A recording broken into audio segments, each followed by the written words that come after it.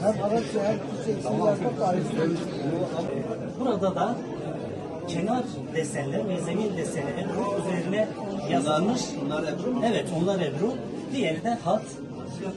Harran Üniversitesi İlahiyat Fakültesi tarafından Şanlıurfa İl Müftülüğü'nün de desteğiyle düzenlenen 17. Mevlid-i Nebi Sempozyumuna hoş geldiniz. فَاسْتَقِمْ كَمَا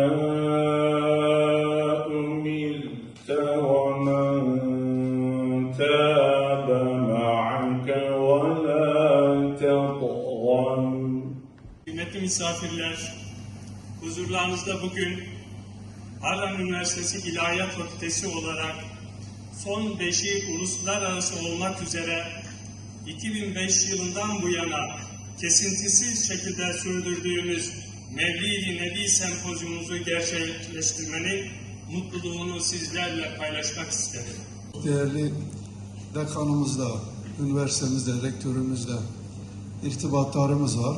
Bizim hafta bittikten sonra her yıl hocalarımızla böyle akademik seviyede diyelim sempozyum yapıyorlar.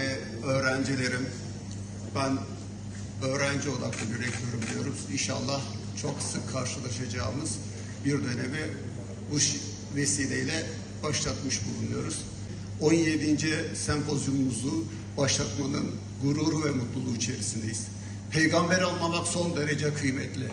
Çünkü peygamberi anlasaydık bugün bu durumda olmazdık. Peygamber demek, Kur'an'ın ahlakını bize öğreten ve bizim nasıl yaşamamızı bize gösteren en büyük lider. Sempozyumun hayırlara vesile olmasını diliyorum.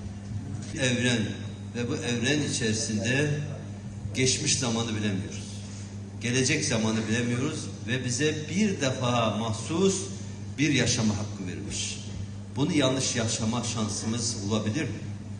Peygamberler şehri olan şehrimizde yapılması ayrıca bir önem arz ediyor.